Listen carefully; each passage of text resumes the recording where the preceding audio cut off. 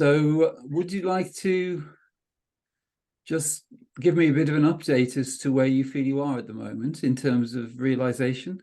Oh, yes. Do you want me to tell my story, or do you want just to speak from where I'm at just now? Well, you gave quite an in-depth account in the email, so I'm familiar with certain aspects of your path, but really just what you feel is of value in terms of where you are now.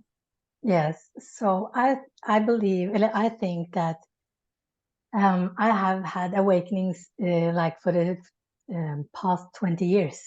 Yes. Yeah. So the first one I had when my mom died when I was 33 years old.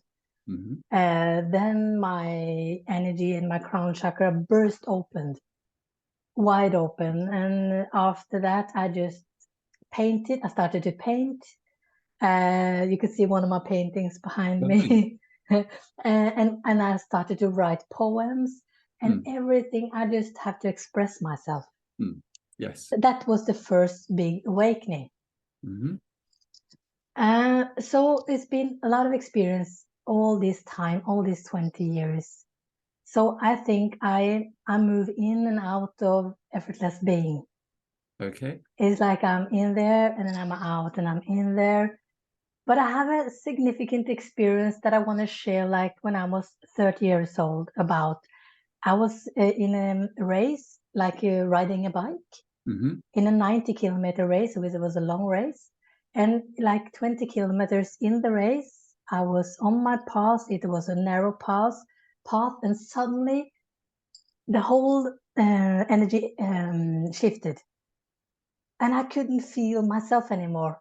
I didn't know if I were the sky or if I were the bike. I couldn't even feel my breath. Great.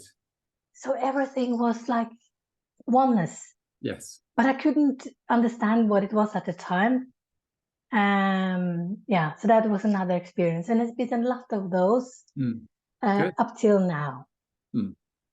Did you have any as a child? Did you have any experiences, or did they start Yeah, really about 20 years ago? no. It started when I was a child. Tell me Uh, about some of those. Yes, so the problem, I was like this very intuitive, highly intuitive, and I Mm. still am. Mm. So like it's enough that people think and I can hear them. Brilliant. Uh, so when I was a child, that was a problem to the adults because I said I can things that they imagine. wouldn't. I said things that they don't want any to know, or I question why they didn't was truthful because I can feel what they actually were feeling and they said Yes. otherwise. Wow. And I thought it was so difficult to be here. Mm. I thought I was from another planet or something. I couldn't understand what I was doing here Mm. and what the people were doing here. It was very strange to me. Well, it's good news. We definitely are from another planet. I'll tell you about that later, though. I felt like I was an alien.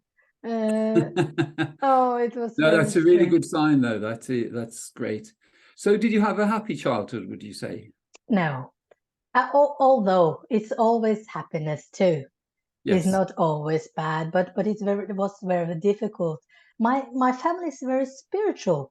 Mm. I have a very spiritual sister and a brother and my mom Mm. and dad, but there was so much trauma in them, and there Yes. was heavily drinking.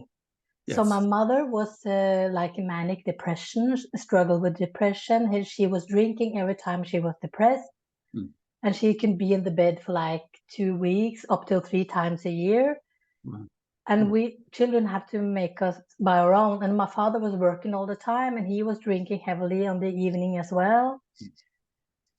So there was a lot of trauma by drinking, and they wouldn't address any of the problem by themselves. Well, alcohol sometimes is taken by people who are highly sensitive because the world's too much for them. Yeah. So I think my mother, for my mother, that was the truth, and my father as well, Mm. because I believe they was highly sensitive. Mm. My father was very intuitive. My grandfather was very intuitive. So I have a line of very intuitive people.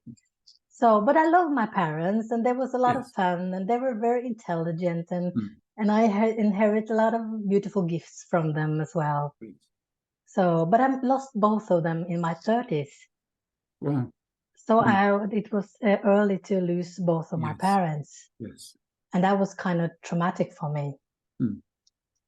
But then another journey started for me, really on this spiritual path, and I opened up very much. Yes. But I had to deal with a lot of trauma.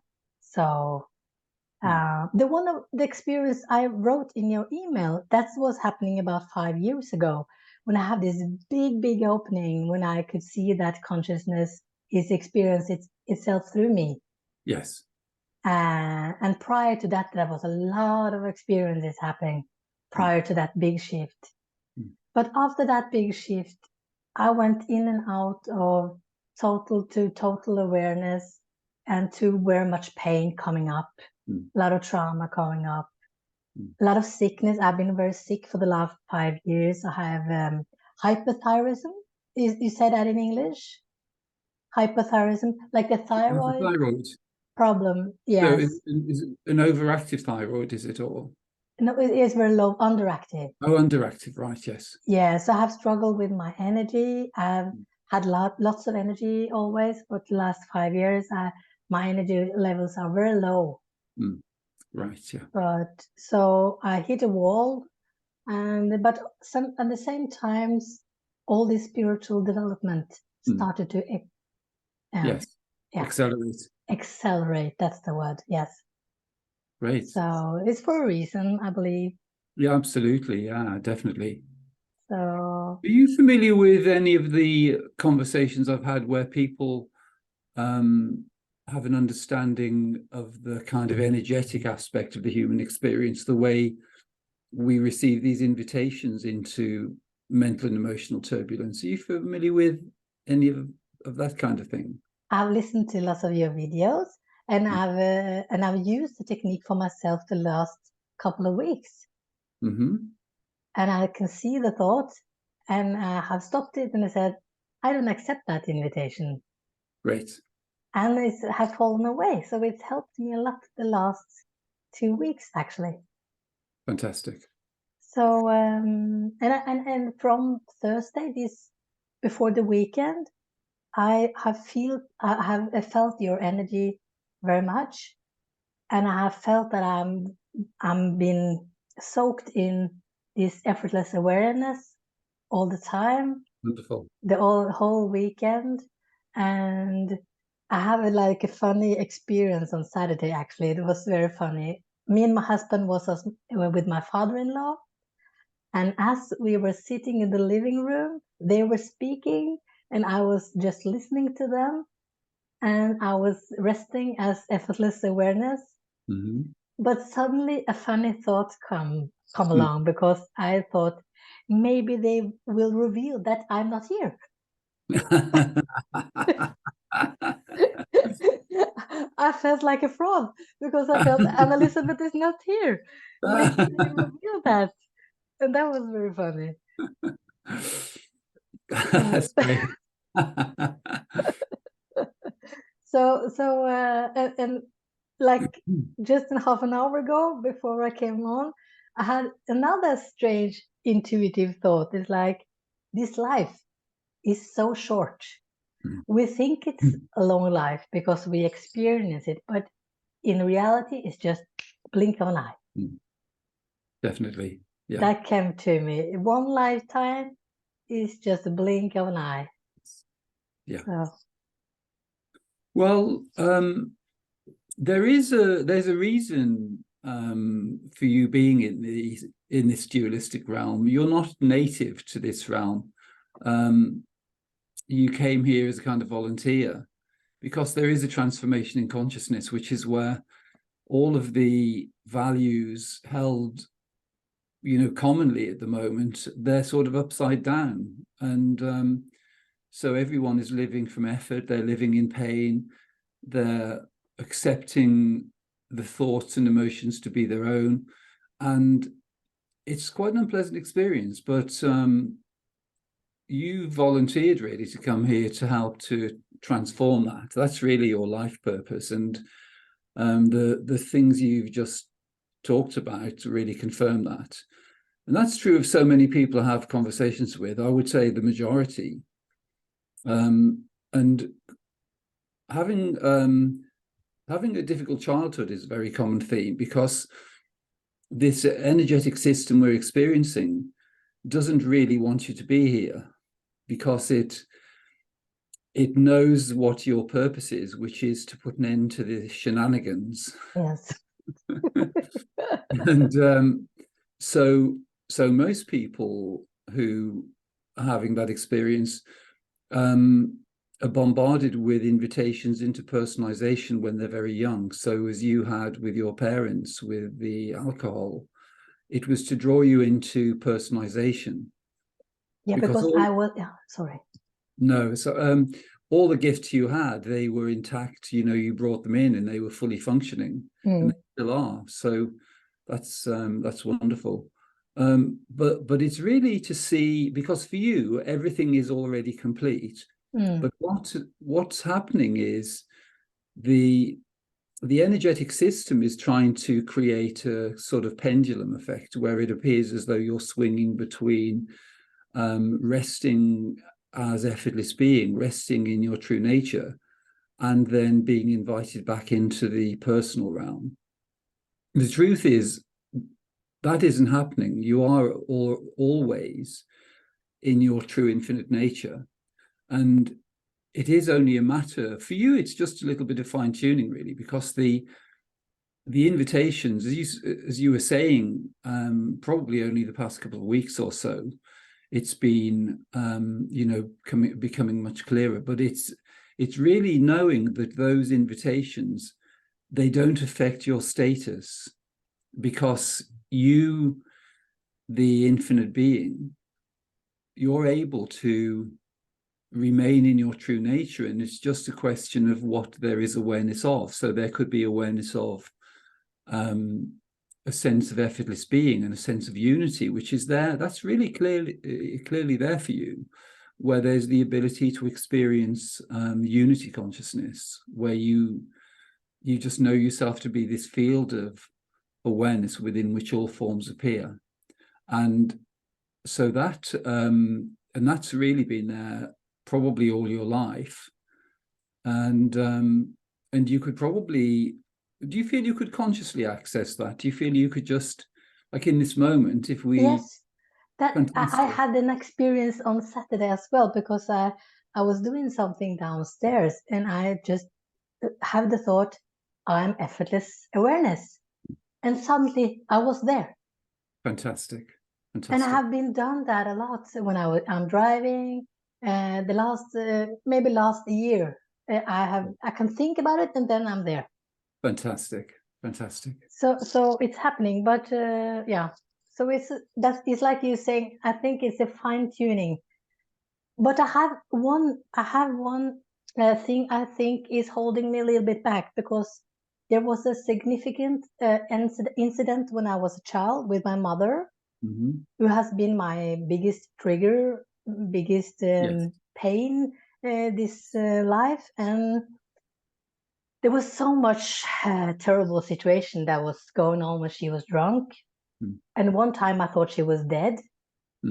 And I took on a lot of responsibility. Yes. I'm going to cry now.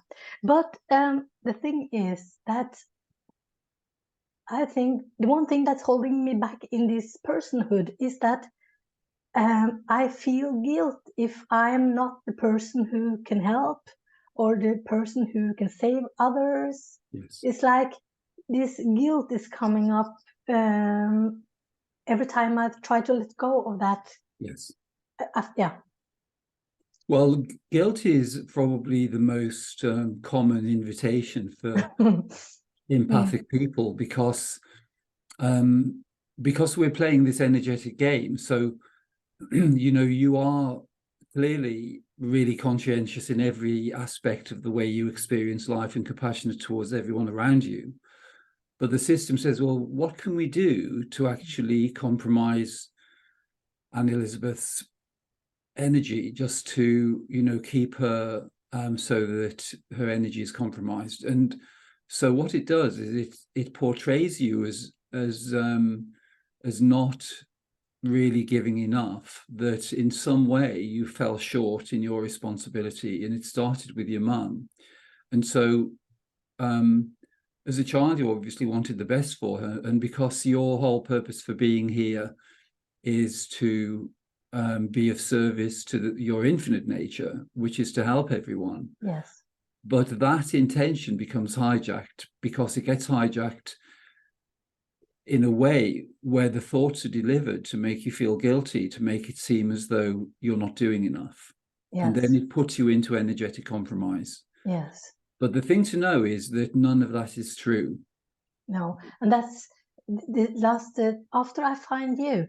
I found you some weeks ago, and after I found you and connected with your energy, I can see that more and more clear. So that has helped me a lot, the way you present it and in the way you, yeah, I resonated very much with your energy and the way you speak about this. So that have helped me a lot already, actually. Good. That's wonderful, because the truth is that we're all in the human realm conditioned into grief. So you know, one of the common things is to make it appear as though grief is inevitable, and that if we, you know, if we lose someone, or you know, if there's a change in circumstances, that we go into grief, and that's just a natural response. But actually it isn't, because we can have total love for whoever it is close to us, or, you know, for anyone actually. And it isn't necessary to activate a sense of grief. So even because, again, there's a sort of sequence where the love you have for your mum is kind of hijacked. So the love is turned into a sense of guilt, which then turns into a sense of grief. But that sequence isn't necessary, because you can just remain in the sense of love. So the guilt and the grief don't need to be activated. It's just that because the way it works, because the mind, as I've mentioned in some of the conversations, the mind is the mind is a receiver from two sources. So there's the source of our infinite nature, so that's infinite intelligence combined with infinite love. And then there's the energetic construct that we're experiencing, which is the dualistic realm, which is the combination of the mental, emotional, and physical.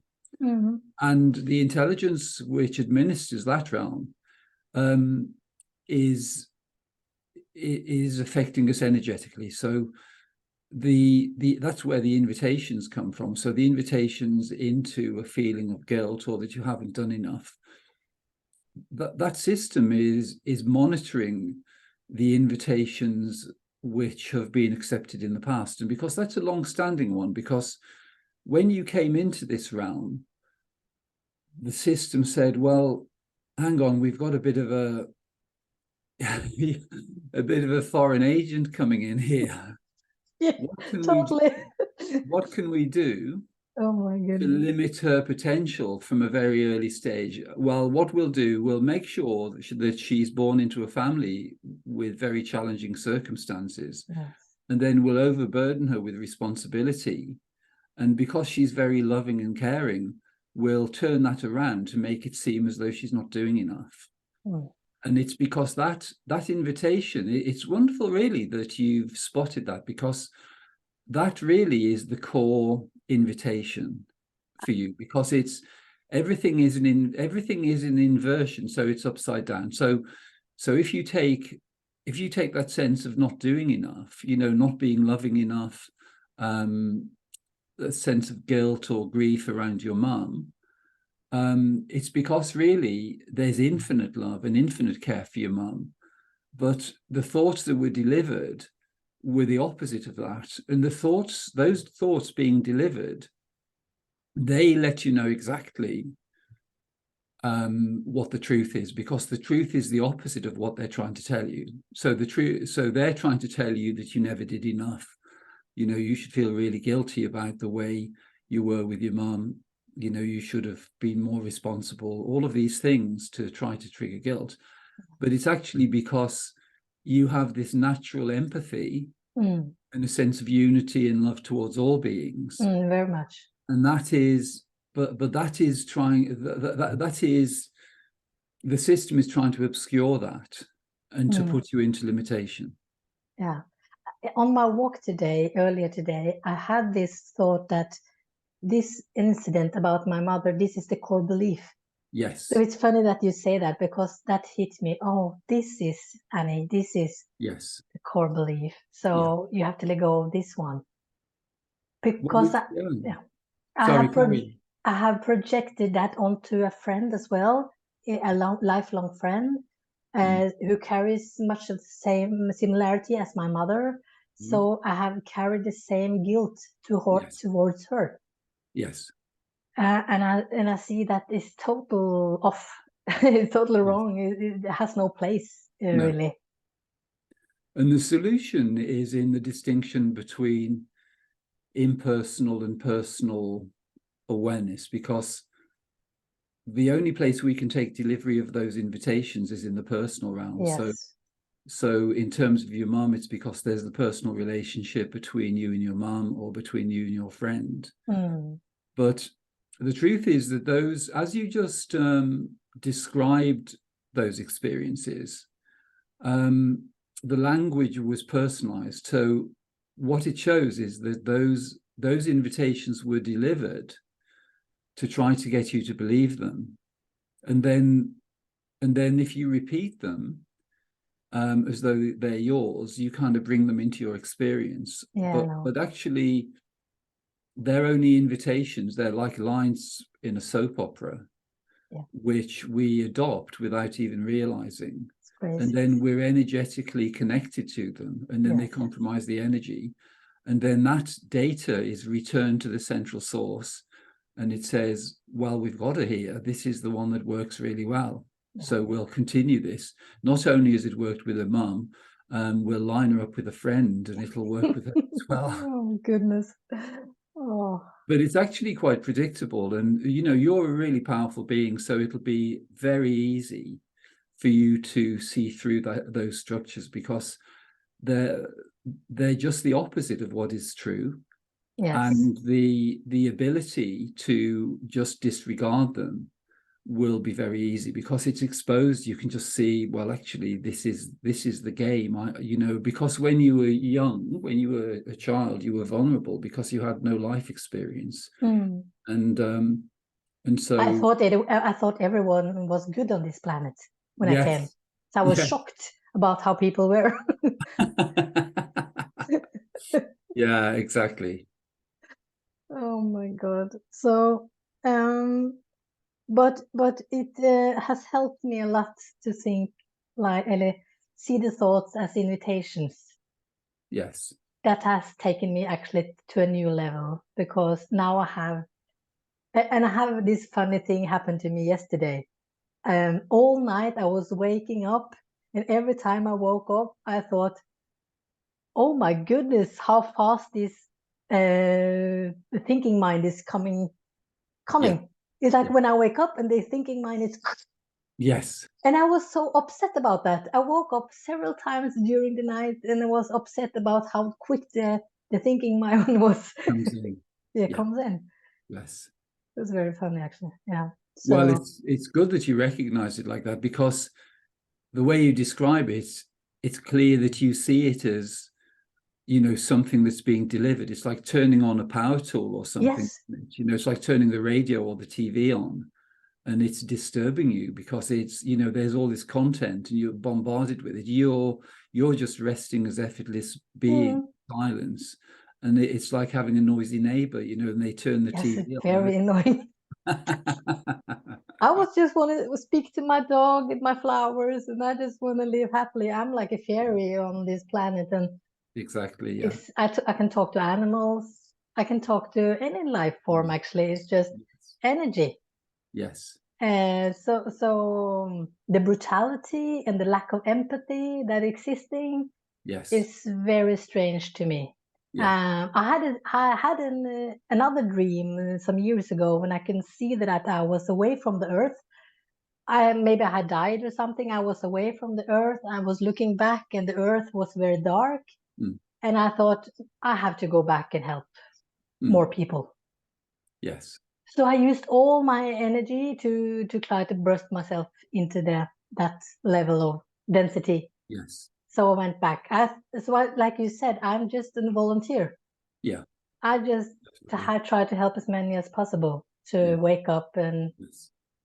not suffer. Well, the great thing for you, Anne-Elisabeth, is, you're just really powerful already, but just the fine-tuning of seeing how the system works in inviting you into energetic compromise, because that's really the reason for the thyroid, because the invitations which have been accepted, firstly, they're accepted on the mental level because they're broadcast into the mental body.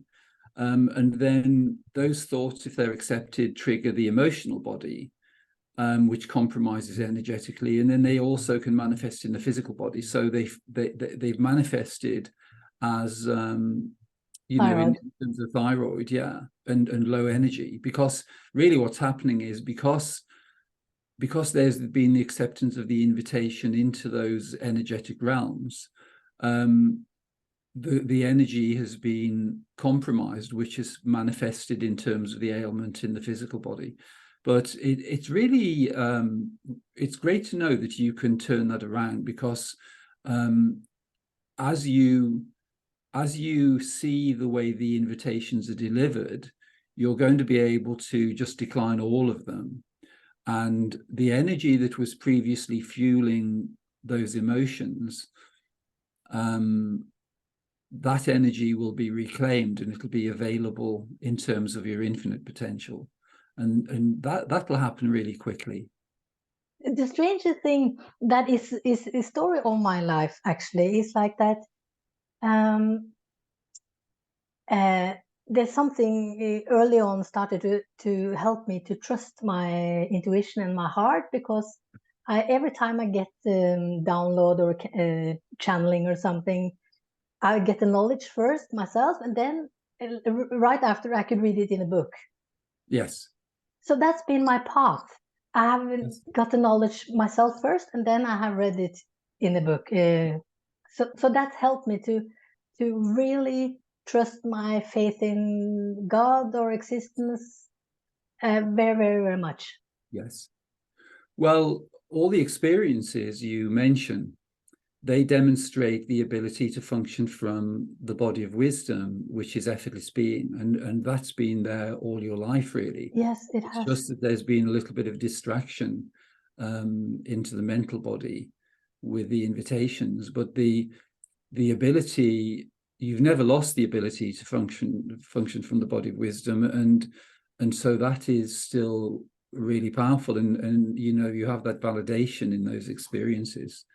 Yeah. So But I've struggled with depression as well, because of this that core invitation yeah. that has led me to a youth, and with I couldn't set boundary for myself. I let every people run me over. I Yes. couldn't say no, and I couldn't put my needs first. Yes. So it's very tiresome to have that kind of wound, because it set you up for you can't take care of yourself properly.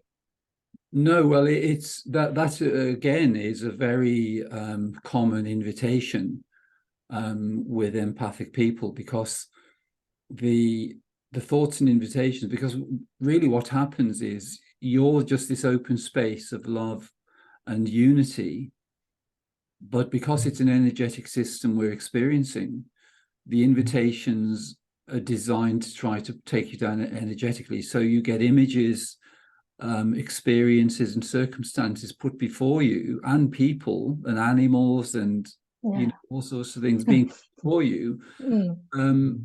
as invitations to take Mm. you down, because this system knows that you will have an empathic response. Yes, always. And because it knows that, the system is constantly trying to put you into emotional turmoil. Yes. And because you're naturally empathic and you can't, there's no alternative but to be empathic. But it just takes a little while to see that, because what you find is that those invitations, they certainly subside as you understand the game that's being played, and you've been targeted, with those experiences and with that content to try to keep you down energetically. But because you know that your true power and potential depends on maintaining the highest level of energy, you'll know not to accept those invitations, because each time we accept them, the energy is compromised. And even if there's something, because one of the things about volunteering is we have to maintain sensitivity, because if we lost that, then you lose your potential, really. But being sensitive in this world is it's well, it's a burden to carry, really, because of the way this world is. The people who seem to succeed in this world are the ones who seem to have no empathy, because everything is in service to individuality. Yes. It's very. I have to shield myself to be in this world, and I can't watch too much news, and I can't go into people's stories or because I take it on so easily. Yes. Other people's burdens or problems, so I can't I can't go into it. I have to make a distance or set boundaries. Or definitely, and even the amount of time you spend with people. You're obviously, you're married to, someone who's really compatible, and, you have a great guy. He's very empathic, highly empathic. Fantastic. He's incredibly kind. Yeah. So you have your husband and your doggy. You have a little cocoon that you can. Yes. And that's the place to be, really, because I feel safe when I'm there. Yes. And that's the key, because protecting your emotions and staying in neutrality rather than being drawn into energetic compromise in terms of mental health, emotional health, and physical health, it's essential. But also it's the way to maximize your potential, because as you maintain that, that equanimity, then your potential really rises. Yes. But you'll become proficient in terms of handling the invitations, and I believe so. I'm getting there. You're already doing really well. So that's that, because when you know firstly that those invitations compromise your energy, and then secondly that energy could be utilized in terms of what your life purpose is, really, which is to stabilize the knowledge of the infinite being in this dualistic experience. Yes. Then it becomes really clear. It's like, if you being in the dualistic system and accepting the invitations, it's a bit like having a friend and then you discover they're a pickpocket. Yeah. And whenever you're with them, they're trying to take something out of your pocket. Yes. And it's very much like that energetically. Oh my goodness. So either you put buttons on the pockets so they can't do it, or you don't spend so much time with them. And that's the declining of the invitations, where we don't allow ourselves to be compromised in that way. And the more determination you have, because you're functioning from your infinite nature, and the ability to just remain there and to know that you can have this determination where you don't accept those invitations, it's a bit like going to the cinema. You know, someone says, "Oh, will you come to the cinema with me?" And you say, "Oh, yeah," and you don't realize that they've taken you to a horror film. Yeah, So when you're really young, you watch a horror film and you're deeply affected by it all. yeah, But then gradually you understand the whole purpose of the film is to put you into emotional turbulence. And then as we grow up, you gain the ability just to be able to maintain neutrality through the film. You know, you're there with your friend, they invited you, yes. but you are able to just remain stable through the film, and you divert your attention away from the horror. Yeah, but the funny thing is lately, I just want to address is happening is that I get very tired from talking to people. Yes, Like I'm getting very tired from functioning from my mental body. yes. I can hardly do it anymore. No, well, It's that's good. so, Yeah, it's terrible. I can't have this normal conversation about nothing. I no, think it's so horrible to listen to people's problems. yes. I just don't want to take it anymore. I feel it's so exhausting to talk.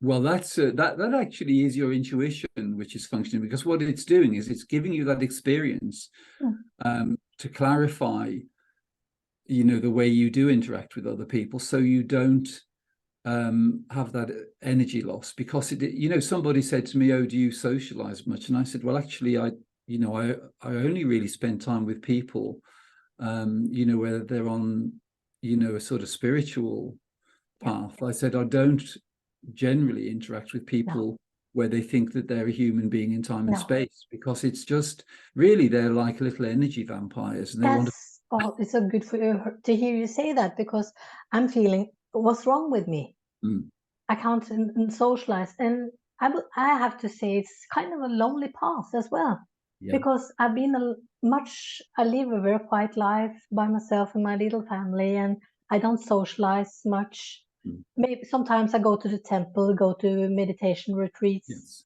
where we're not speaking, just meditating, Yeah. silent retreats, but I don't do very much socializing because it drains me from energy when people Yes. are unconscious. Yes. So I work with I have a YouTube channel when I do meditations Fantastic. and videos like that and interact with my audience, but I don't socialize much at all. No. I'm in nature or yeah. Yes. So it's a Well, kind of like a hermit, I think. yeah. It is like that, really, because that's where you just maintain your potential and don't get too compromised, because we receive invitations as soon as we step out of the door, really, because Yes. the people we meet, they Oh, it's tiresome. And I jump, but now I can see it, so I laugh over myself because, like you say, on this Saturday, me and my husband was drinking coffee on the morning, Mm, and suddenly he was engaged about some topic, yes, politics or something, and I'm quickly to jump on. But 10 minutes during the conversation, I said, "Stop. I have to go off this mental run yes, because I get exhausted. I can't yes, use my energy on this." yeah. It's 9 in the morning and I almost used all my energy on this On the excited conversation. conversation about nothing. Yeah. And he was a little bit sad and, "Oh, can't we talk now?" I said, "Yeah, we can talk, but I can't engage that much Mm, because it drains me." yes, yeah. But it's difficult for normal people to understand that, I think, in some way. Well, we've all been conditioned into the mental body, really. The whole Yeah. education system, the media, the way this world works is to create mind predominance. And so, and the more deeply people go into education, the more deeply that's installed. But because your intuition is really fully functioning, experientially whether something has value or not. And the experience you had, with your husband, he just wanted a bit of socializing, spending Yes, time, have a yes, conversation. yes. Nothing harm Um, in that, but and gradually, I think what you'll find is, as you as you neutralize the invitations, you know, by declining them really, so that there's no energetic compromise, you'll find that there will be more tolerance, where you can, you know, you can withstand more of an onslaught without it actually getting to you. But because you're hypersensitive, it is, you know, it's something you just learn really. But it's knowing that we have the ability to deal with this whole situation, because it is an energetic game. Until we know that, then we're, you know, we're really at the mercy of it. But as you realize how it works, and that the thoughts, you know, and emotions being delivered are only invitations, then we, you know, we can decline those invitations and maintain our power and maintain our potential. I'm like a radio station, because I can sit in my living room, and suddenly, a couple of weeks ago, I said to my husband, suddenly, oh, now this school friend of ours is dead. And he said, what? She's only 50 years old. I said, she's passed now. And I couldn't find any confirmation on Facebook. I couldn't find anything about it. But I forgot about the whole matter. And a few days later, my husband said, do you know, she's dead. And that's how I function. When people pass, it just comes by me, or I just know when people are going to pass, or I know when people are pregnant before they are pregnant. And it's this all the time. It's just like too much information. I can't handle to invest myself in everyone, because I like the radio station is just open. Yes. So you've got a very powerful radio there, haven't you? It's like, oh my goodness, all the channels. It's like a blessing and a blessing and a, what do you call it? Curse in the same way, because you have to deal with all this knowledge.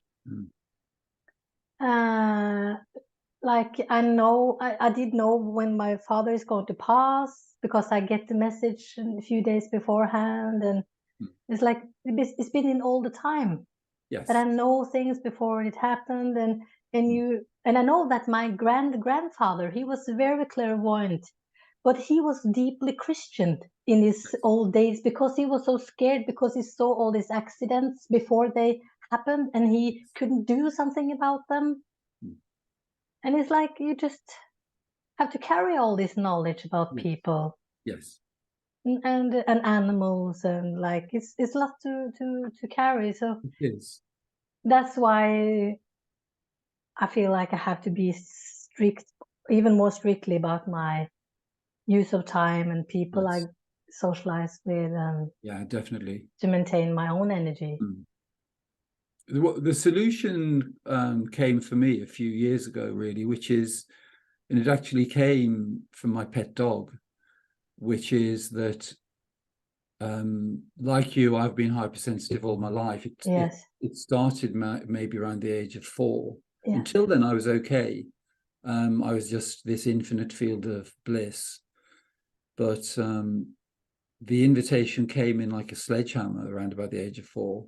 And I think it was related to when my parents started to give me meat to eat, because there's something about that which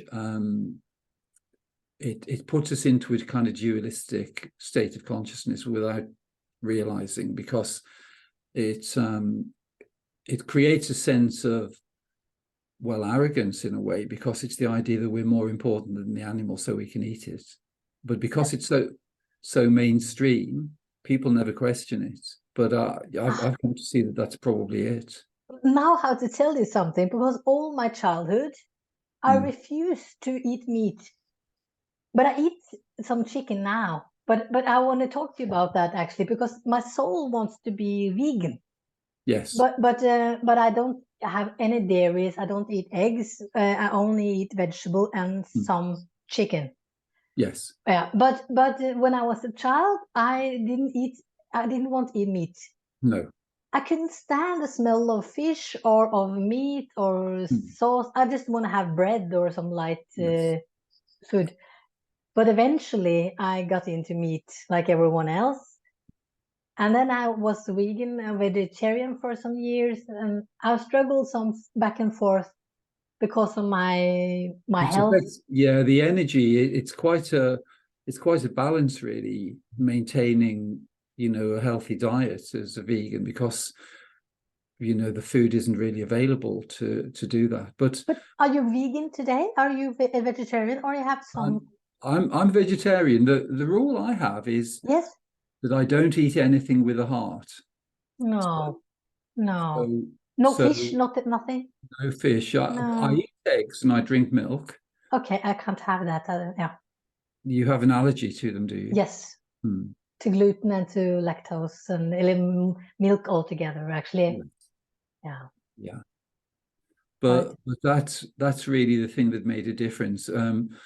But energetically, the understanding that came to me through my pet dog a few years ago is, losing animals would put me into a state of grief, but there was this telepathic communication from my dog, yes. Where he said to me, "You're making a big mistake here. I'm not the dog. I'm the infinite being." Oh my goodness. And I've always remained in my true nature. Oh my goodness. How beautiful. And so just knowing that on such a deep level has enabled me to see that is true of absolutely everything, because everything and everyone in reality remains in their true infinite nature. They never become the character or the animal or the plant or the form that they're kind of representing. So so once you know that, then you realize that the experiences we have, even as empaths, and the hypersensitivity, it's like hypersensitivity when you go to watch Shakespeare. You know that you're going to watch a drama, and you know that it's going to contain very contrasting experiences, but there's the ability just to maintain neutrality or to entertain it to the degree you wish to. Yes. But that explains why I was so negative to this when I was a child, when I was still very open, and that explained my complexity about meat, because I don't feel like I want to have meat, but because all my I've removed my gallbladder, so I don't digest as well, and there's so many problems with my digestive system and so much allergies. So it's been a struggle to find the right balance. And now but I always say that I want to live like a vegan. Actually, that's what my heart is saying. So I hope I can get there, because I want it really much. Yeah, well, your intuition will guide you in the best way, but on balance, your being here is the most important thing, and so the balance in terms of your diet I'm sure that will resolve. It'll become apparent. I found with health, for instance, I don't subscribe to the mainstream medical system at all. So I just have this knowing that effortless being will take care of everything. So, for instance, last year, a friend of mine from childhood, really, who had been living in Spain, and then he came back to the UK, and he was saying, well, actually, I've become able to have this psychic healing ability. And he channels this 15th century physician. And we were in the supermarket car park, and he said, "Oh, he's just telling me that you need some vitamin D." So I just knew that that's what what was needed. So I just took some, and then another time he said, "Well, a course of iron tablets would be quite good." But as we realign with our innate nature, then we find that the solutions we need will come to us effortlessly. And that's how that's really how I function. I don't, because all the things that we have, like all the invitations, there are collective invitations. on the TV, for instance, they play this dramatic music, and then it's an advert, oh, you might have cancer. But it's all putting ideas into people's minds, and then the emotion that is activated by that content forms as a kind of fertilizer to germinate whatever that negative experience is that's being put before you. So, maintaining neutrality is really important, and disengaging from that sort of stuff is important. Can I tell you about something is on my mind? About like 5 years ago, when I had this like samadhi shift. Yes. Then I was so deep in the consciousness that I thought maybe I would go over to the other side, because I was so gone. And when I came back, I just thought there's nothing more to say, because there's nothing more who can top this. It's just nothing more to say. It's like putting ice on the cake, ice on the cake, ice on the cake. Yes. So, but the thing is, I think that happens then was that I was scared of losing my ego, or losing I felt the fear that I was going to disappear. Right. And I couldn't take care of this body mind. Right. And I was somehow be different. But I know now, because of the last years, that nothing else is going to happen. No. But can you detect, do you think is some fear left about that of letting go? Because no, there's no reason for any fear, because the way we receive invitations to do with self-preservation, that's all part of the energy game. So it's designed to put us into fear, so we're afraid of things like death. Like death, sickness, accidents, illness, old age, all those things are invitations. And but once you know that really the human experience, it's been a kind of enforced form of misidentification. So it's really that we've suffered from a mistaken identity, which has actually been inflicted on us. So everything which has made you feel as though you're existing as a human being is all misinformation, really, because the sense of existence in this moment, if I say to you, Anne-Elisabeth, do you exist? There's a really tangible feeling of existence, which is already fully here and fully intact. It's just that you were told that that was the existence of Anne-Elisabeth, when actually all along it's been the existence of the infinite being. So yes, there isn't. Sorry. So there's no shift, and there's nothing to lose, because the ego is like a phantom which doesn't really exist. It's like the infinite being is like the actor playing the role of Anne-Elisabeth, but the character Anne-Elisabeth is like a figment of imagination. It's a character in a play, really. I saw that in that experience. It's like my ego, or the thought patterns, was just hiding, because he couldn't stand the self. It was nothing to the self. So it was just shamed and hide itself. Okay, I'm nothing. So that was very powerful. Great. And then big surrender happened as well. When I came out of that experience, I went down to the floor and put my hand over my head and surrendered totally, just to the presence of who I am. Yes, wonderful. And that has happened a couple of times later, that surrender, to surrender, to just lay flat on the floor. Yes. Just surrender. Yeah.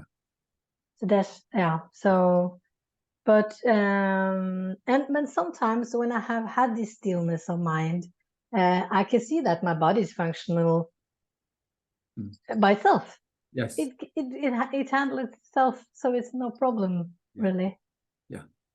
So I had one episode a few weeks ago when I was opening the fridge, and suddenly, when I was looking at the grocery, I was looking from the place of awareness, like simply the scene. Yes. There was nothing mental going on. I was just looking at the groceries. Yes. Yeah. So that was again this glimpse that happens all the time, like simply the scene. And often I can feel that I look at a movie. Yeah. I look down at my feet and sometimes I think, who is this body? Yeah.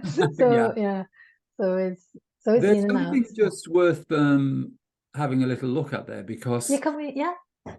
one of the strategies in terms of keeping us in a kind of energetic construct is that we're quite often given deeper spiritual experiences like the ones you describe of witnessing or feeling separate and all kinds of things. But the main thing to know is that you, the infinite being, because what you are really is infinite awareness, infinite potential, it doesn't really matter what the experiences are, because what you've experienced through your life is that everything is already available. So you can have these amazing spiritual experiences, and then you just have the joy of experiencing as a human being, your relationships, your friendships, all the things you love. So there isn't so even those polarities which exist between the idea of a favorable or sort of heightened spiritual experience and a more kind of normal human experience, we don't need to even grade them in any way, because the more we just allow everything to just flow, what you find is there's a kind of magical element which comes into all experiences. And so the contrast between what seemed to be a heightened experience and a more normal experience kind of levels out, but it levels out on a higher level because everything becomes magical, everything becomes a reflection of one's infinite nature. So that's one of the last invitations, really, which is the invitation into the contrast between heightened spiritual experience and normal human experience. Yeah. I have had some experience lately that has been very nice with people that maybe have done me wrong, but I suddenly can feel the love for them anyway. Great. Like this big love, but I love them anyway. They're just people. They struggle, Yes. poor heart. So I can't seem to be angry at anyone. Actually, I've never been able to do that. No, that's fantastic. but Well, I can feel the love. you see how the invitations work, don't they? Because I mean, even between male and female, you find that the minds are wired in a way where it's almost designed for conflict. So most relationships, even in harmonious relationships, there can be some friction, and it's for that reason, because it's designed for the system is designed for friction.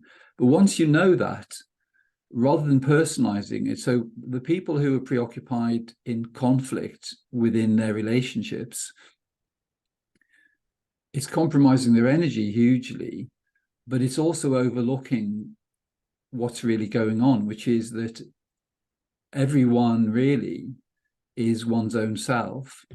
And when we don't accept the invitations into that sort of dualistic experience, then you can always find a context where you see what the person is, the way they are, which is what you've just described, really.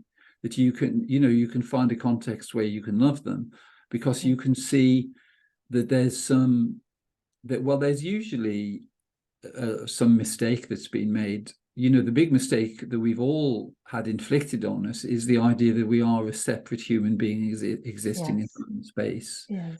And that creates a sense of vulnerability, isolation. Yes. And then that can result in all kinds of strange behavior. One of the things that's been quite challenging is when you're highly sensitive and intuitive, and you live among people who are not. It's like I said earlier, like there's a lonesome ride. Yes, to live this kind of spiritual life, actually. Yeah.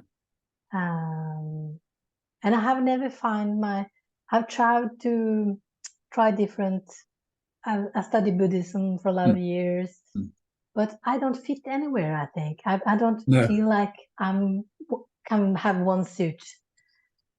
Well, that's a real blessing, really, because what that shows is that you're functioning from sovereignty. So you're functioning from your own true nature, and any kind of intermediary, a sort of spiritual intermediary, whether it's a religion or a teacher or anything, it's never going to fit for you, because you have because there's a direct well, it isn't even a channel, because you are the totality. So everything is available to you. So, to get involved in religions or, worshipping teachers or anything like that, it's a bit like being a multi-millionaire, and then you go down to the loan shark and you borrow, 500 quid. Yeah, it's hilarious. And I can love every religion, and I can love every people.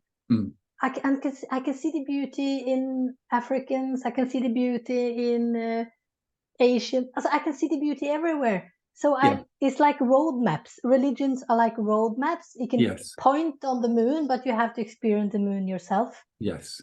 So it's just roadmaps. It's not. But something has happened the last couple of days, because, like I said, I'm not really Christian. I'm not religious. But sometimes these few days, when I lay down and quiet my mind, a sentence has popped up, and that is, "Be still and know that I am God." Yes. And I thought to myself, I've heard that, but I don't know. I've never read the Bible, so I just had to find it. But it's quite interesting.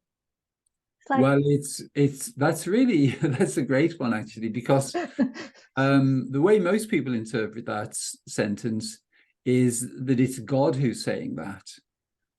God is saying that, but for you, what it is, it's that it's actually saying that you are the infinite being. Yeah, that's what I was feeling. Yeah, the I is the capital I. So but that's really that's very profound, really, just to have that, directly, because that shows because there are two delivery systems. The one delivery system is coming from the energetic dualistic realm, which is trying to invite you into energetic compromise. They're the ones inviting you into emotional turbulence, putting images of suffering in front of you to try to trigger you. And then the other one is delivering the direct knowledge from your true infinite nature, which is saying, be still and know that you are God. Yeah, it's just, and there's so much beauty and there's so much love everywhere. Like this weekend, I feel like I'm blissed out this whole weekend. Today I was saying to myself all day, oh, it's so good to be in this body. Yeah. And when I was walking, I could feel happiness in my feet. My feet were so happy. Fantastic. And it's like I can feel so much joy and so much even when my energy is very low. It's been low, very, very low this weekend, but I've been so happy and so content. Wonderful. Yeah.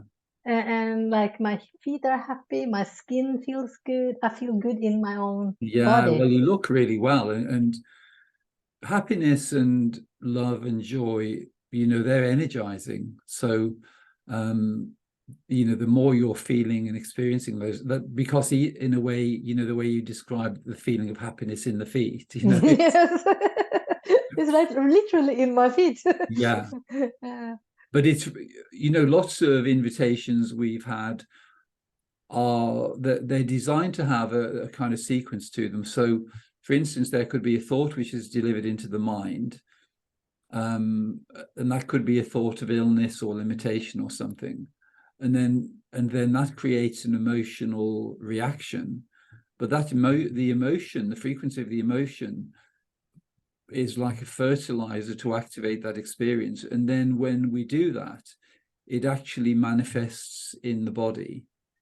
But as you understand that, you can really transform the nature of one's experience, and certainly transform physical health, because you know, just getting back to the realization that because your innate nature, which is effortless being, can transform anything. So it can transform the mental realm, the emotional realm, and the physical realm.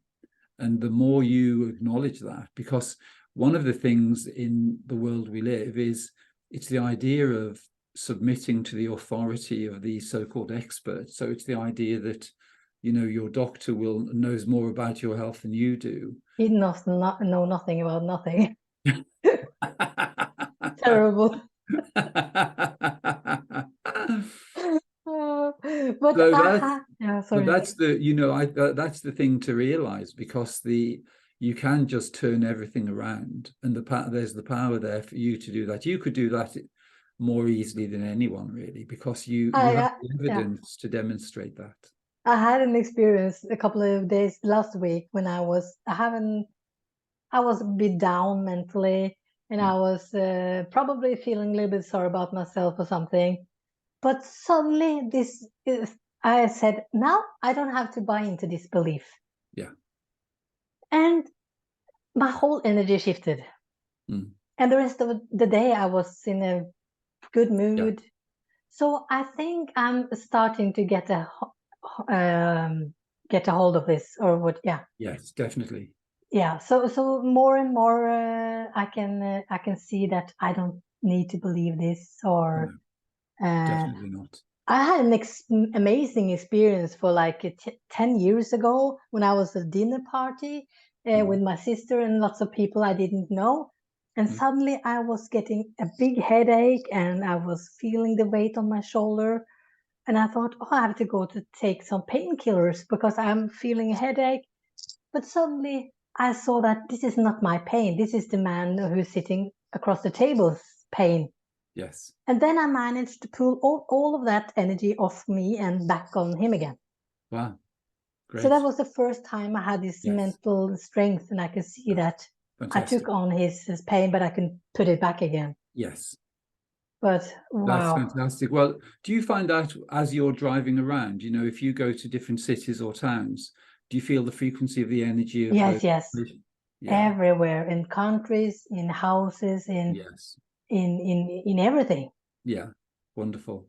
Yeah. But then you realize, well, the way you describe it there is perfect, which is that you can tune in to experience it if you wish to, but also you can disconnect from it energetically.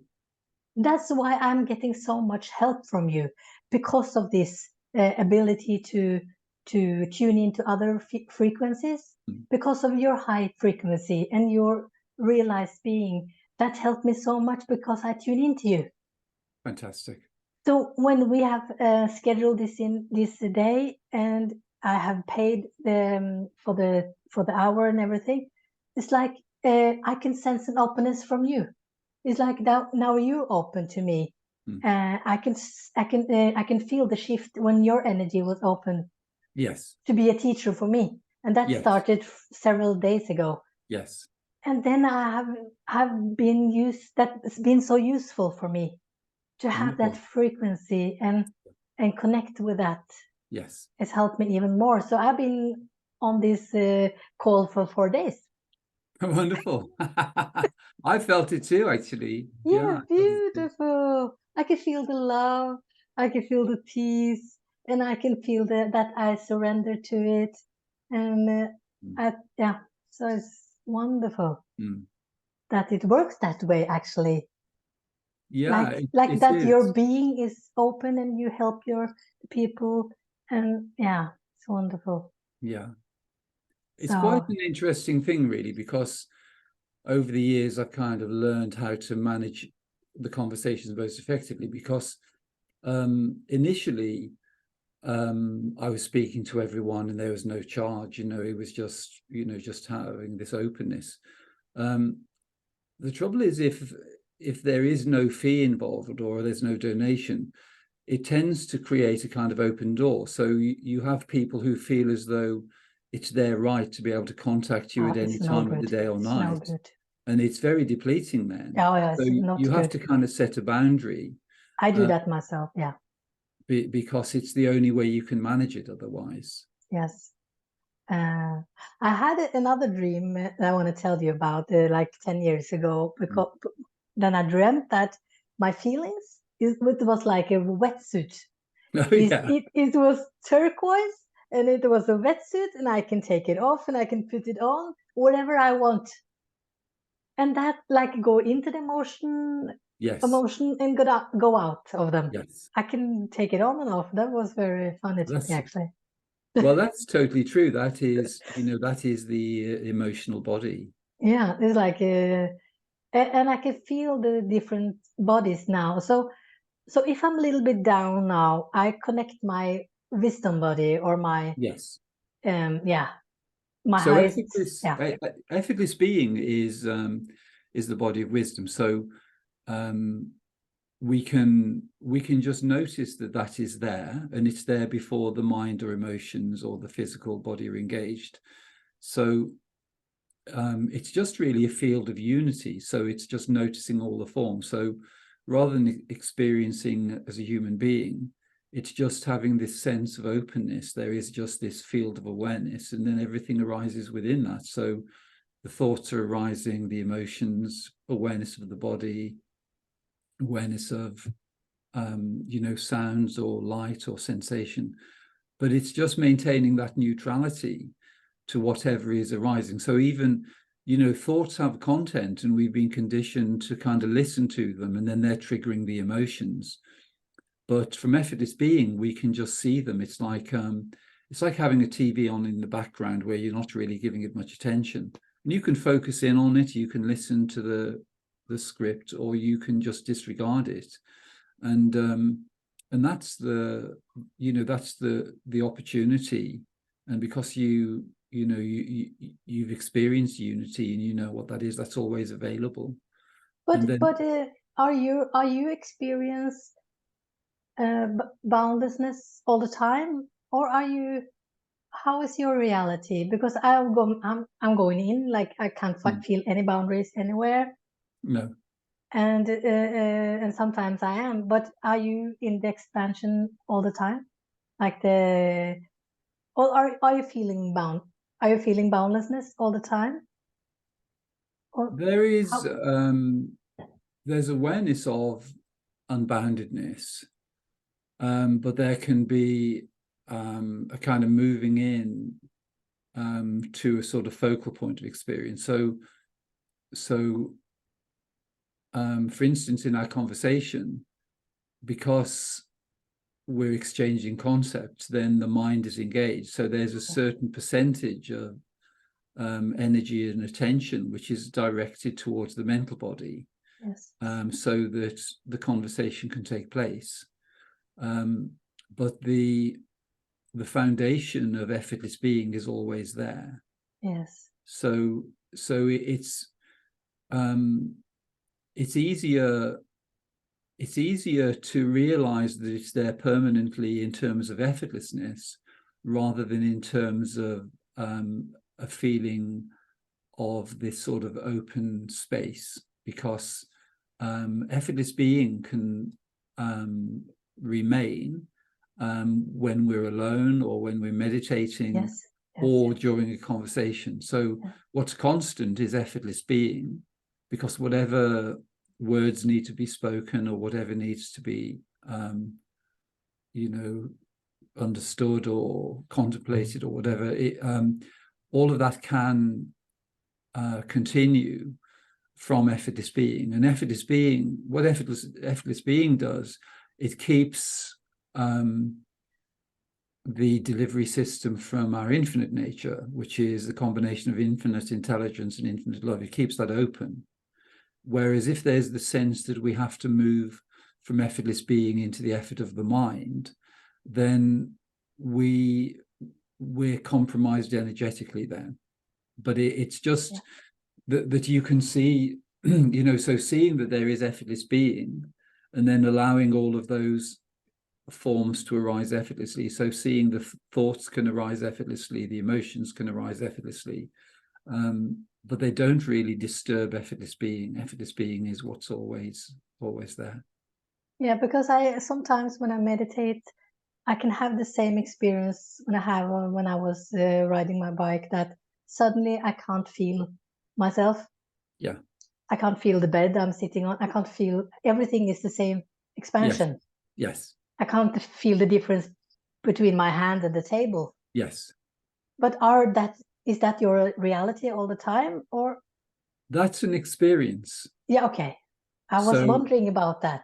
So it's the difference between an experience, because we can experience a sense of unity in that way. So that's an experience. You could say that's an experience of formlessness. So it's as though the forms dissolve. So you're Yes, experiencing formlessness, which is an yes. aspect of one's infinite nature. Ah, But effortless being is just the kind of neutrality which allows the coming and going of all experiences. So there could be, an experience of unity consciousness, or there could be an experience of the dissolving of forms, or there could be the mind coming into focus, or there could be an activation of a feeling of love.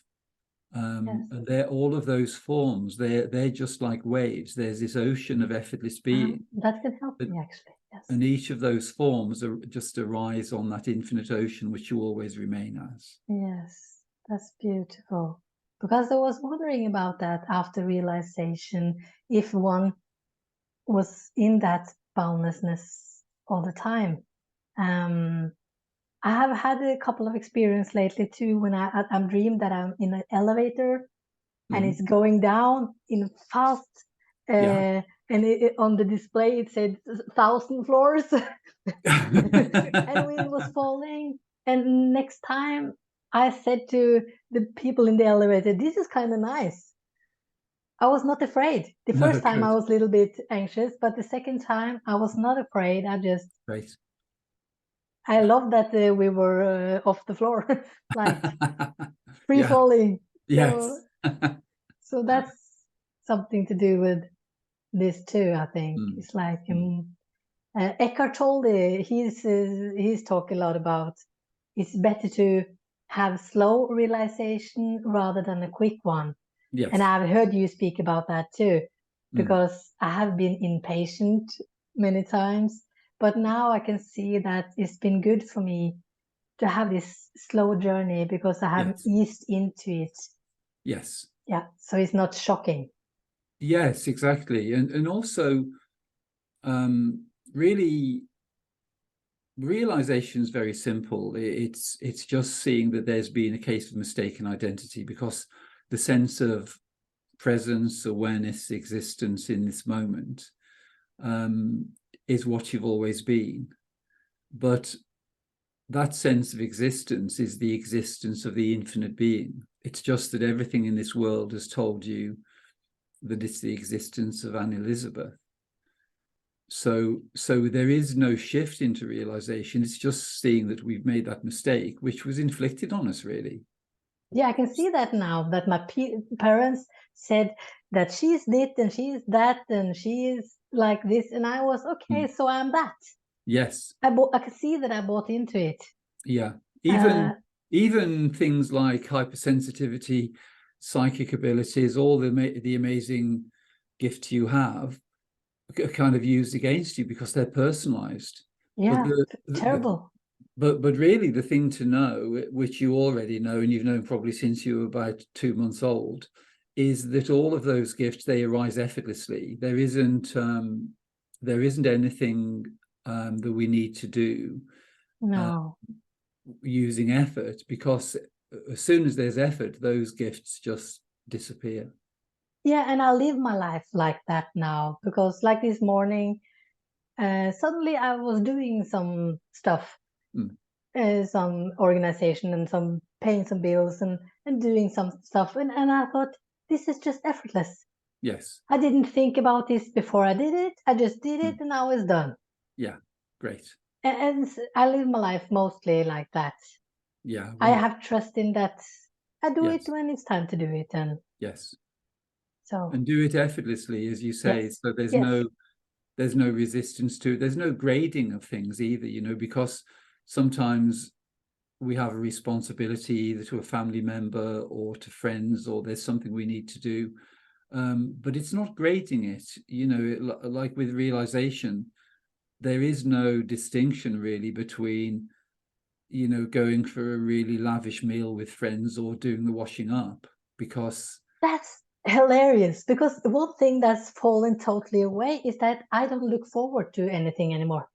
no, And that's very strange, because we are used to look forward to Christmas or look forward to, but I yeah, don't look forward to anything, no, because it's great. but I can feel the same joy every day. Yes, It doesn't have to be Christmas for me to be joyful. no.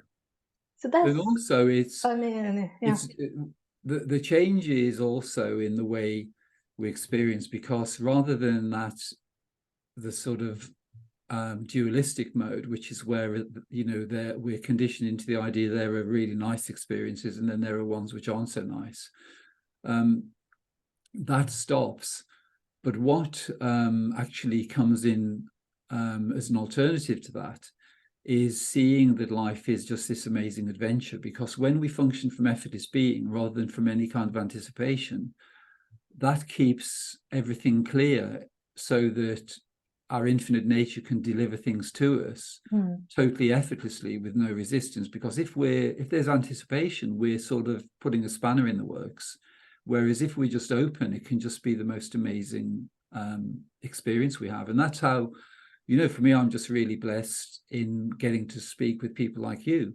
Everyone I meet, is, they're the infinite being made manifest.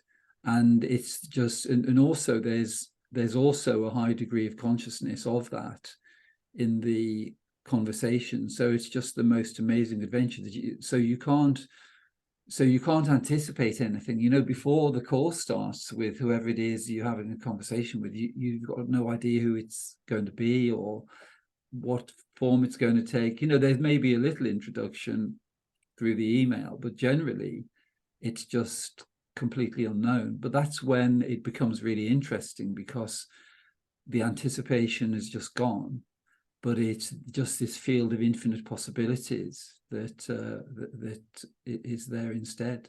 I had a little bit of fear earlier about, because when I stopped feeling thinking of people or feeling this feeling for people, I thought maybe I'm not a good person, maybe I lost my empathy, maybe I have lost my feelings. But life showed me that when something occurred, empathy occurred. Yes. Effortless, more than Yes. ever. Yeah. When it was required, the Yes. empathy was there. When Yes. it required me to be angry or to be whatever, it just appear. Just natural. Yeah. Yeah, so I don't have to have these feelings in between. No. But before the ego slows down, you have this alert all the time, or you're thinking about things all the time. But now it's Yes. pretty much quiet, and then it Yes. arises when in the moment. When it's needed. Yeah. Yeah, when it's needed. Yeah. And I thought maybe it wouldn't arise, but it certainly does. It's more finely tuned, really, because everything you need appears in the moment you need it, without having any, you don't have to be projecting any thoughts into the future about how you need to behave or what you do. You just live with no kind of preparation, really. Yeah, it's very open and very, yeah. But I need to stop buying into this invitation, because I can easily jump on things about my health. Yes. Then fear can arise. That's a big invitation for me. Yeah. So if there's something with my health, I can get anxious and get very much into my head. Yes. So Well, I the have, fear and anxiety, the thing to know is the fear and anxiety are the fuel for whatever the imbalance is in the physiology. So there's a real incentive in not entertaining fear or anxiety, because they're the very thing that's going to create the disturbance in the physiology. yeah, I think that's what I feel. So I think my ticket out of it is just do as I started to do, like see the invitation, Yeah. not to buy into it, Yeah. and do that as often as I can. Yes. Well, just maintain, you'll become, the thing with effortless being is, effortless being is a state of emotional neutrality. Yes. So when that becomes the normal level of functioning, then you find that invitations into emotional disturbance, they never really stick, because you're just in this peaceful state. And then somebody's saying, you know, the emotion's trying to say, well, do you want to come in here for a bit of fear or anxiety? And you just say, well, no, thanks. I'd rather just stay in peace and happiness. When my mother passed, and I burst open, I wrote a book, and the title is "When Your Soul Knocks, You Better Open." Great. That's funny. That's just poems and pictures that I painted. Lovely. Fantastic. But it's, yeah, was because I felt then that my soul was knocking on the door. Yeah. And I had to open. So, Yeah. and Wonderful. I had to paint all the time and write poems. It just was Just flowed through flooding. you. Yeah. Yeah. And so much I could see, so much, and that has been a blessing and a little bit confusing, because the wisdom body was so open, Yes. and the wisdom has been so available to me before I have embodied it. Yes. So I've had the knowledge for a long time, but I haven't had the experience. Yes. Yeah, so that's been a little bit Yeah. the knowledge came first, and like the ego was still very intact. Yeah, so the ego is trying to take credit in some way, maybe. Yeah, I was a very spiritual ego, grew me in some period. Now I'm very spiritual, and then humiliation just came, and I just surrendered to that too, because I saw that this is just another ego. Yeah. And the path is humbleness, humbleness, humbleness. I'm nothing. I don't know anything. I'm nothing. That's kind of good. It's nice to It's feel really that freeing, isn't it? I'm Because nothing. I don't know anything. yeah. It's beautiful, actually. Well, any kind of So self-image is such a burden, because we have to try to maintain it with the mind. And it's a bit like being a liar. Like if you're a liar, you know, to maintain consistency, it's yes. very difficult, because you've got to think of everything that you've ever said that Oh really my isn't true. goodness. But it always falls apart. Everyone who's a liar, everyone knows they're a liar, because you can't keep it up. And the same with the ego, really, because you can't maintain this false self-image, because it's unnatural and it's a burden. And the mask slips a lot of the time anyway. So I you had can a lot of only masks. Yeah. It's so exhausting to maintain this mask. But I saw this as well for like in 2009 or something. I had a dream again where I was told I have to die. You have to die, and I was, oh, do I have to die? Yes, you have to die. And I surrendered, and I to the death. And the next morning, I wrote a beautiful poem about the ego death. Oh, great. So that was the start when I really started looking into non-duality and this path that I've been on, like, and that I know that now my ego has to die, or I'm not going to realize my true nature. So yeah, the nice thing with death of any kind is it's an illusion, really, because you're only ever just resting in your true infinite nature, and the scenery can change a little bit, but you know, the being that is present and aware of whatever's going on just remains the same. yeah, I can feel that when I'm resting as awareness sometimes, and I think about death, and I think, where do I go? I'm just here. Yeah, I can't go well, there's anywhere. nowhere to go. No. So that's, oh goodness. But I hope that I can stabilize more and not buying into the invitations anymore. You'll find it easy, because you have the clarity, and you've seen, you know, the kind of energetic consequences of going into those emotions. And it's really just understanding it in the same way as, you know, if you're investing money in a fraudulent scheme, you just stop doing it. And the Yeah. emotions, the emotions when they're functioning from personalization they're a scam, really, Yes. because the whole purpose of them is to deplete the energy. Yeah.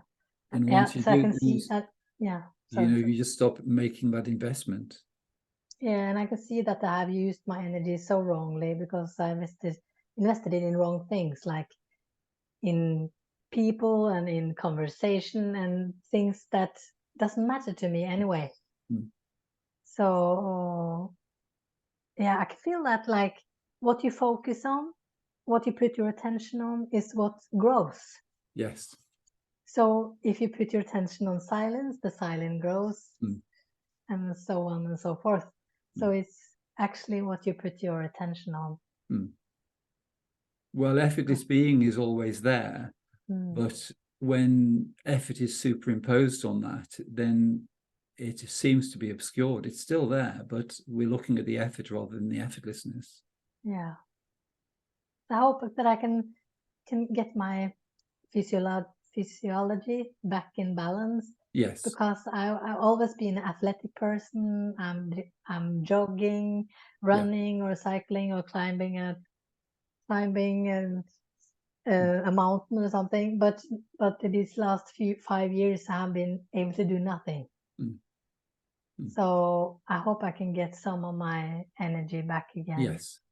That it can stabilize somehow. I can enjoy Mm. more activity again. Well, the solution really is in reviewing the personal realm from your impersonal nature. So if in simple terms, if we take, say, an underactive thyroid, so the personalized version would be there would be thoughts running around that. Oh, it's affecting my energy. It's depleting things. It means I can't do the activities that I used to do. And there's this storyline, and it's simultaneously activating the emotions. So when the emotions are activated, they're affecting you energetically, which is where the energy loss is. But to just review all of that activity impersonally is the solution, because just by changing the words we use, so there is actually effortless awareness of a sequence of thoughts to do with limitation around the functioning of the thyroid. Now, when you verbalize it in that way, then it's disconnecting the energy, which is actually creating the imbalance. That's actually beautiful. I can feel the healing when you're talking because I could see that this morning when I was talking to my sister. I can see that now you're telling the story again. Now you're buying into, so I repeat it to myself. Yes. But I find it hard to let go of that story. Yes. Well, Because the like I'm solution is, scared to don't get attention. I don't know what I'm scared of, but something I'm a little bit anxious about not having a problem either. Maybe I'm a little bit attached to my illness as well. I don't know. well, it's habitual, really. Yeah. And the use of language is habitual. So when you say, I'm slightly concerned, the solution is to change the language being used, because when you Can you say, give me an example? yeah, so if there's personalization, so if you're using words which are saying, well, I'm feeling concerned, then that sentence, because words, they're like spells, and it's like casting the spell of personalization over that experience. But you can experience it impersonally. When you experience it impersonally, then you're not allowing your energy to fuel that experience. So just by just by saying, oh, there is awareness of a tendency or a thought to identify with some kind of physical ailment, then you're not actually fueling that experience, because it's the personalization that creates, it's the personalization in the mental realm which then activates the emotional realm, which then affects the physical realm. But my mother had the same problem, and my grandmother, Yeah. her mother again had the same problem, and it appeared in the same age. Yes. Is there like a pattern that I can maybe stop, like a pattern Yes. I can break? Yeah, but because really what it is, there are certain tendencies. So the tendencies, say, that your grandmother had, and then your mom, and then you, they're downloaded. Those tendencies are downloaded, and the familiarity with those emotional frequencies is also downloaded prior to birth. So you're fully familiar with those invitations which your grandmother accepted and then your mum accepted, and then you accept them unquestioningly, because you don't realize that they're only invitations. But once you do, then you can really, putting an end to the personalization is the solution, because it's the personalization which activates the emotions and then has the effect in the physiology. That's going to help me tremendously. I can feel it. That's the way to go. Right. I have to depersonalize it, so it's not my thyroid, it's not my problem. No. It's never been mine. No, it's just there is awareness. There is awareness of a tendency to accept invitations into the idea of having imbalance in the thyroid. Yes. But it's only a tendency, but because the tendency was there with your gran and then with your mum, and and it's familiar with you, then that tendency has been accepted and it's been personalized. So we talk about my thyroid. Oh, I have an underactive thyroid. Yes. But the solution is, because you're the infinite being, the infinite, impersonal, timeless, omnipotent being doesn't have an underactive thyroid. No, it's not. There is just awareness of an invitation into identification with the personalized realm, where we activate this experience through personalization to make it appear as though we're having the experience. But it's getting used to this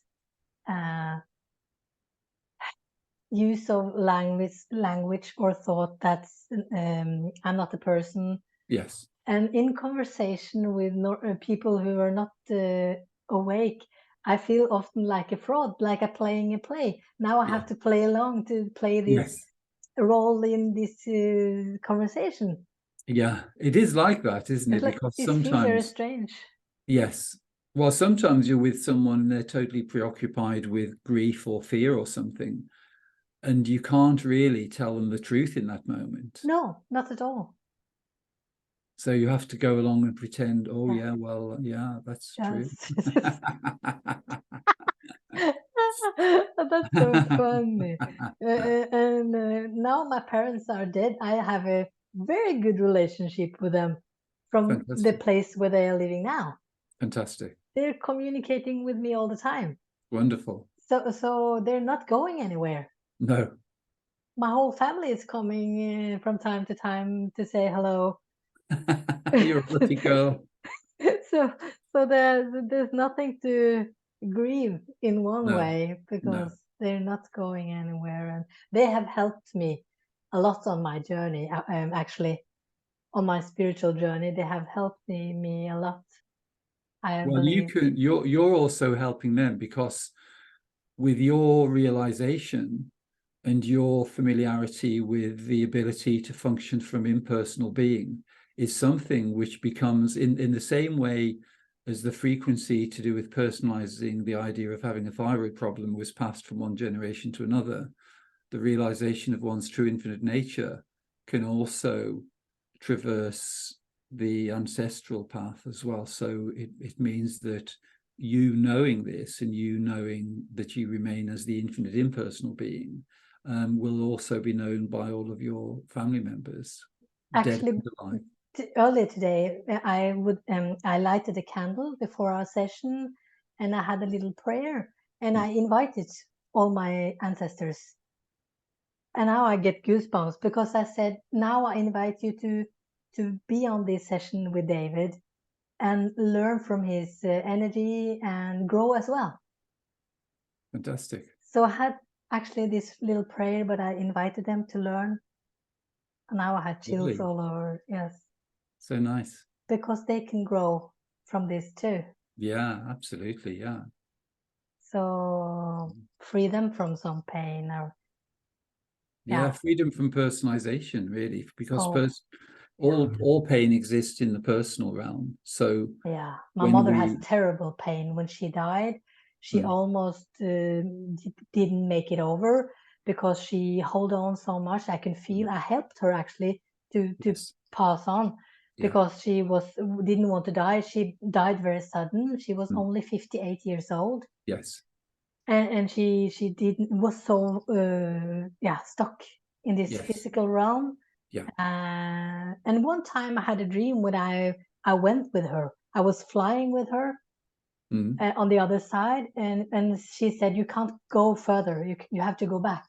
mm, Because I would like to go with her, but she yes, said, "You can't go with me. You have to go back."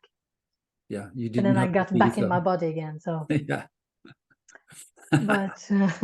but yeah, so she struggled a lot. But my father, I was by his bedside when he was passing, and I gave him healing when he was passing, and I could feel when his soul was leaving the body. That was so beautiful. Mm, mm, That was so peaceful. He went so peacefully. It was just, yeah. And the sun came up. It was 5 a.m. in the morning, mm, and the sun came up on the horizon through the windows in the hospital, and it was total quiet. It was so beautiful. mm, That was a total different mm, experience for him to pass. mm. Yes. He went easily and gladly and was happy Mm, when he was free from his body. yes. So it's Yeah. difficult for some. No. There's a saying, those who rejoice at birth and grieve at death don't know what's going on. No, there's I wrote like a poem or painting where I wrote like, you are greeted, either you are born or you are dying, you are greeted anyway. Yes. Either way, Yeah. it's Mm, happiness for you. mm. Either Yes. way. Yeah. But if you hold on to something you don't want to let go, it's Mm, painful. mm, So my mother was struggling so much. mm, mm. But I believe when you die very suddenly, without warning, she was not sick or anything. Yes. Maybe it's a shock to the system. Well, some people don't even realize they have died, do they, No, when that no. happens? So, but I think they're well now. Yeah, great. Well, having you available makes all the difference, I'm sure. Yeah, it's nice because they show up when I need them. Sometimes when I do some meetings, I do something, I have to perform, Mm, if I'm having a lecture or anything, they're coming. And I can feel fantastic. them, yeah, they support. That's wonderful. Yeah. And my mother managed to deliver a bracelet to me the other day Oh, yeah. in How a did miraculous way through mm, my sister. That's a long story. I'm not going to go into it, but she, what do you call it? Materialized a bracelet to me. Yeah. So she's lovely. done a lot of weird stuff, but I love her to pieces. Yeah. Mm, wonderful. Yeah, So well, it can be the experiences we have, where we can just resume our relationships on the basis of unity rather than duality. It just becomes so magical then. yeah, when I feel like I can more and more let go of my own pain and my Mm, own smallness, yes. because I bought into the small. I was like a big light when I was little. I Yeah. was like this burst of light. Mm, But like you said, around the age of 4, Mm. Because I can remember how I was. I saw that everyone was, Earth was a beautiful place, and I talked to everybody. I can perform on the stage, singing. I was so open and so happy, and just life just compromised me, and I tried to dim my light more and more and more, and Yes. get smaller and smaller. In my teens, I just shrinked. Wow. So yeah, it's not. You have to just get rid of all that again and just beam away. And just be Definitely. happy, because I have bad conscience to be happy sometimes when I was younger, because people look at you, you can't be that happy. They look at you as if there's something wrong with you. Yeah, yes.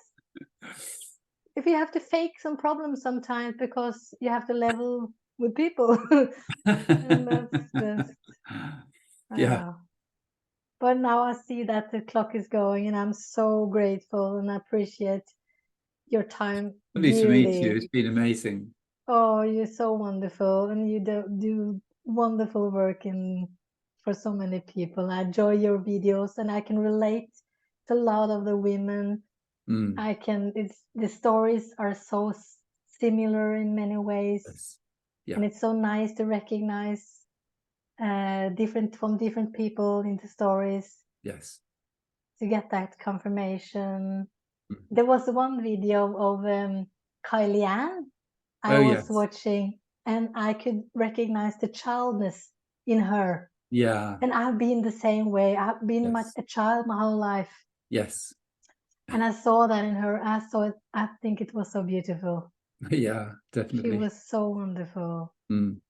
So it's lovely to connect, and I'm deeply, deeply thankful. Well, it's wonderful just to realize there are all these amazing beings here with us. Yes. Because when you walk this path alone, and I've read hundreds of books of realized masters, but still you are alone. But Yes. through your videos and similar videos, you can connect with the same type of Yes. people and hear the same stories and the same. Yeah, it's wonderful. Energetic. It's more available energetically somehow, isn't it? When you hear someone speak, and you can just feel the authenticity in Yeah, everyone. Really. it's beautiful, and I think people are going to wake up in a huge scale. I think. Yeah. That's what you came here. That's what you Yes, came for. I will have to go back because it's so dark down there. I have to go back and just volunteer again. Oh man. Oh, it's been a